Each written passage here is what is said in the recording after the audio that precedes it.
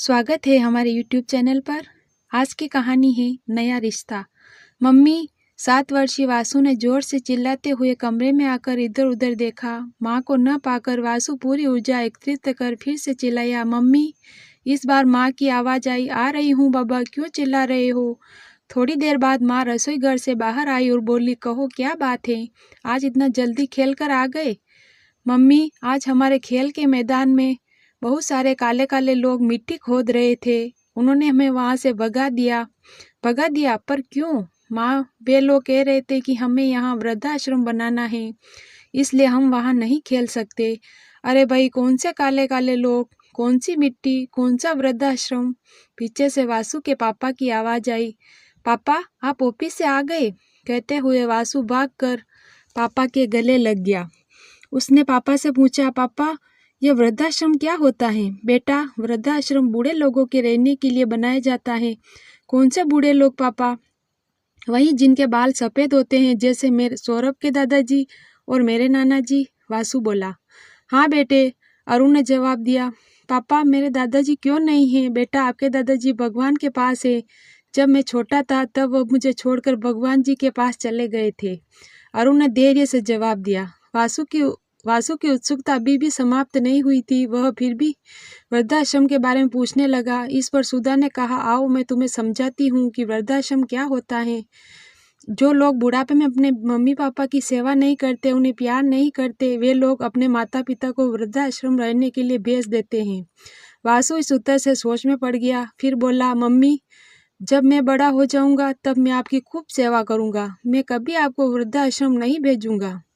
सुधा ने प्यार से वासु को गले लगा लिया। धीरे धीरे समय गुजरता गया। वासु प्रतिदिन वृद्धाश्रम में बनने वाले स्थान पर जाकर कार्य में हुई प्रगति का अवलोकन करता। हर रोज घर आकर वह हुए कार्य के बारे में माता पिता को सूचित करता। उसने पहली बार किसी इमारत को बनते हुए देखा था। इस समय उसका ध्यान पूरी तरह से वृद्धाश्रम पर था। धीरे धीरे आश्रम का कार्य पूरा हुआ। एक दिन वहाँ विख्यात शिक्षाविद उद्घाटन करने पहुंचे। उन्होंने जोरदार भाषण दिया। वृद्धाश्रम सभ्य समाज के नाम पर एक कलंक है। हमारी संस्कृति में प्रारंभ से ही बड़े बुजुर्गों का विशेष स्थान रहा, परंतु आज पाश्चात्य सभ्यता के प्रभाव से हम अपनी जड़ों को काटते जा रहे हैं। अपने ईश्वर समान माता पिता की अवहेलना करने लगे हैं। इस वृद्धाश्रम का यहाँ बनना इस बात का प्रमाण है कि लोगों में स्वार्थ, कर्तव्यहीनता की भावनाएं किस कदर पांव पसार रही है। खैर, जब समाज का एक वर्ग स्वार्थी हो जाए तो दूसरे वर्ग को जिम्मेदारी का एहसास होना चाहिए। इस बात को ध्यान में रखकर हमने इस वृद्धाश्रम का निर्माण कराया है। उनके इस भाषण पर जोरदार तालियां बजी। वासु भी अपने माता पिता के साथ उस समारोह में गया था। उसके भोले मन पर भाषण का इतना असर हुआ कि उसे समझ में आ गया कि वृद्धाश्रम कोई अच्छी बात नहीं है। अगले दिन वासु अपने दोस्तों के साथ वहां खेलने गया। खेलते खेलते उसका ध्यान वृद्धाश्रम के खुले दरवाजे की ओर गया। उसने एक वृद्ध को वहां चहलकदमी करते देखा। उसे देखकर वासु का मन आलोकित हो उठा। उसने अपने दोस्तों को अपने पीछे आने का संकेत दिया। वे सभी उस वृद्ध के पास पहुंचे। वृद्ध मन ही मन कुछ बड़बड़ा रहे थे। अचानक वासु और उसके दोस्तों को देखकर वह हड़बड़ा गए और बोले, कौन हो तुम लोग?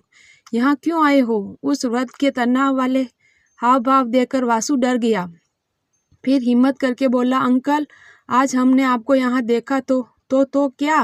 वृद्ध खींचकर बोले, तो हमने सोचा कि आपसे मिला जाए, कुछ बात की जाए। वासु ने किसी तरह वाक्य पूरा किया। क्यों? मैं तुम्हारा क्या लगता हूँ? तुम्हारा रिश्तेदार हूँ, पड़ोसी हूँ, क्या हूँ? वृद्ध ने पलटकर जवाब दिया। वासु को वृद्ध के इस प्रकार के जवाब की आशा न थी। उसके मासूम मन को ठेस पहुंची और वह अपने दोस्तों के साथ वहां से चला गया। बाहर आकर उसका एक दोस्त बंटी बोला, वासु कितना खतरनाक बुढ़ा था। दूसरे दोस्त पंकज ने भी साथ दिया और बोला, हाँ, ऐसा लगता है जैसे किसी डरावनी फिल्म का भूत हो। वासु को लगा शायद वह सही कह रहे हैं। घर जाकर वह उदास मन से माँ की गोद में बैठ गया। बेटे का उतरा चेहरा देख सुधा ने पूछा, क्या बात है बेटे, कुछ हुआ क्या? माँ, वह बूढ़ा बहुत गंदा था। कौन सा बूढ़ा? वही जो वृद्धाश्रम में रहने के लिए आया है।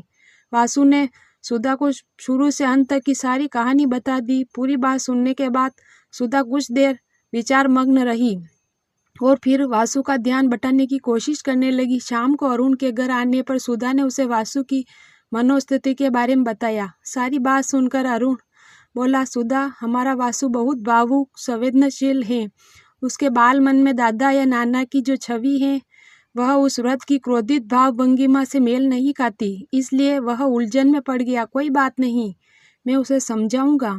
अगले दिन वासु हमेशा की तरह पंकज और बंटी के साथ खेलने चला गया। वे वृद्धाश्रम के पास ही क्रिकेट खेलने लगे। अचानक पंकज ने गेंद को जोर से मारा और गेंद पास से जा रहे आवारा सांड को लग गई। सांड दर्द से बिलबिला उठा और बच्चों की तरफ भागने लगा। सांड से बचने के लिए बच्चे वृद्धाश्रम में घुस गए। बचाओ बचाओ की आवाज़ सुनकर वह वृद्धाश्रम का संस्थापक रसोईया बाहर आ गए। सारा माजरा समझकर वृद्ध तुरंत अपने कमरे से बंदूक लाए और हवा में फायर किया। गोली की आवाज़ से घबराकर सांड ने दिशा बदल दी और भाग खड़ा हुआ। बच्चों ने चैन की सांस ली और वृद्ध की ओर देखा। वृद्ध बच्चों का कंधा थपथपाते हुए बोले, अब डरने की कोई बात नहीं। अगर अब सांड आए तो मेहता अंकल को याद कर लेना। बच्चों की प्रश्न सूचक दृष्टि देखकर वृद्ध उसके मन की बात को भांप गए और बोले, वो कल मेरी तबीयत ठीक नहीं थी, इसलिए मैंने तुमसे बात नहीं की। अच्छा बोलो, क्या खाओगे? वृद्ध बोला, हम तो खा पी कर आए हैं। हिम्मत करके वासु बोला, अच्छा कोई बात नहीं, मैं तुम्हारे दादाजी जैसा ही हूँ, मुझे बेहिचक बात करो। अंकल, कल तो आपने हमें डांट कर भगा दिया था। बंटी बोला, अच्छा तो यह बात है, आओ हाथ मिलाकर दोस्ती कर ले। वृद्ध ने हंसते हुए कहा। इस पर तीनों बच्चों ने उत्साहित होकर हाथ मिलाया। इसके बाद कहानियाँ और गपबाजी का ऐसा सिलसिला शुरू हुआ। 2 घंटे कब बीत गए पता ही नहीं चला। तब मेहता जी बोले, अच्छा अब जाओ, तुम्हारे मम्मी पापा इंतज़ार कर रहे होंगे। इस पर बच्चे फौरन खड़े हो गए। बाहर आकर बंटी और पंकज बोले, इतनी अच्छी कहानियाँ तो हमें आज तक किसी ने नहीं सुनाई। वासु बोला, इतने अच्छे अंकल का पता नहीं क्यों उनके बच्चों ने घर से निकाल दिया। मेरी मम्मी कहती हैं कि जिनके बच्चे गंदे होते हैं वही अपने माँ बाप को घर से निकाल देते हैं। घर आकर वासु ने अपने मम्मी पापा को सारी बात बताई। अरुण हंसते हुए बोला, अच्छा ये डरावनी फिल्म वाला भूत जैसा बुड्ढा अचानक इतना अच्छा कैसे हो गया? वासु शक पकाकर बोला, पापा मुझे क्या पता, मुझे तो बस इतना पता है कि उन्होंने आज हमारा खूब दिल बहलाया।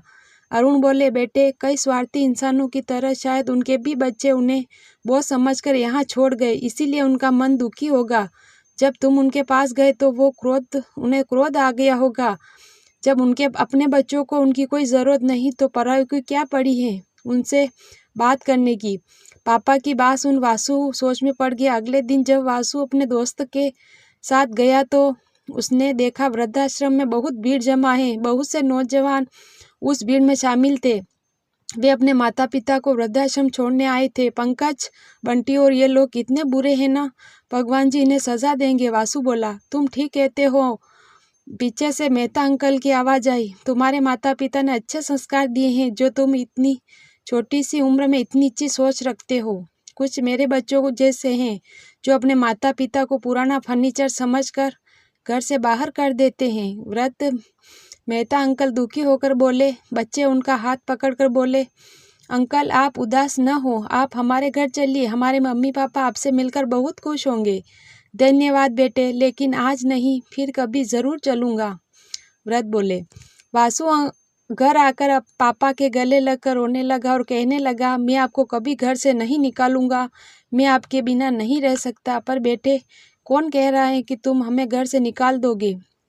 अरुण बोला, पापा आज मैंने बहुत सारे वृद्ध अंकल देखे, मेहता अंकल भी आज बहुत दुखी थे। पापा, क्या हम उनके लिए कुछ नहीं कर सकते? अगर मेरे दादाजी होते तो बिल्कुल उनकी तरह ही होते ना। वासु ने मन की बात बताई। अरुण को अपने बेटे पर गर्व हो रहा था। बेटे, मैं कल ही तुम्हारे साथ उनके पास चलूँगा, मुझे तुम पर नाज है। अगले दिन सुधा और अरुण वासु को लेकर वृद्धाश्रम गए। मेहता अंकल से बात करने पर पता चला कि वे सेना में थे। रिटायर होने के बाद बच्चों के दुर्व्यवहार के कारण उन्हें घर छोड़ना पड़ा। मेहता अंकल ने वासु की तारीफ की और कहा, आप लोग भाग्यशाली हैं, आपकी वासु जैसी औलाद है। अरुण ने कहा, आपसे मिलने के बाद पता चला कि घर में बुजुर्ग का होना कितना आवश्यक है। आपसे प्रार्थना है कि वासु को अपने आशीर्वाद से वंचित न रखें। आपने वासु आप में अपने दादाजी की छवि देखता है। थोड़े ही समय में आपसे हिल मिल गया है। वासु तो यहाँ रोज आया ही करेगा। हम भी आपसे मिलने का मोह छोड़ नहीं पाएंगे। मेहता अंकल को विश्वास नहीं हो रहा था कि दुनिया में अब भी अच्छे लोग बसते हैं। वह सिर्फ इतना ही कह पाए, मैं भी तुमसे और वासु से मिलने का मोह छोड़ नहीं पाऊंगा। जब भी तुम्हें मेरी ज़रूरत होगी मुझे अपने पास खड़ा पाओगे। इतना कहकर वह अरुण के गले लग गए। इसके बाद उन्होंने वासु को गोद में उठाया और बोले, जल परी की कहानी सुनोगे? सुनूंगा अंकल, वासु ने उत्साह से कहा। अंकल नहीं बेटा, दादाजी कहो, मेहता अंकल बोले। यह सुनते ही वासु की आंखों में चमक आ गई। उसने अपनी बाहें मेहता अंकल के गले में डाली और पास खड़ी सुधा से कहा, मम्मी अब मेरे भी दादाजी हैं। हाँ बेटे, कहकर खुशी के मारे सुधा का मन भर आया। अरुण और सुधा इस नए रिश्ते की खुशबू को मन में सजोए दादा और पोते के अद्भुत मिलन को वाह विभोर देखते ही रहे। आपको ये कहानी अच्छी लगे तो लाइक और शेयर करें। चैनल पर नए हो तो सब्सक्राइब ज़रूर करें। धन्यवाद।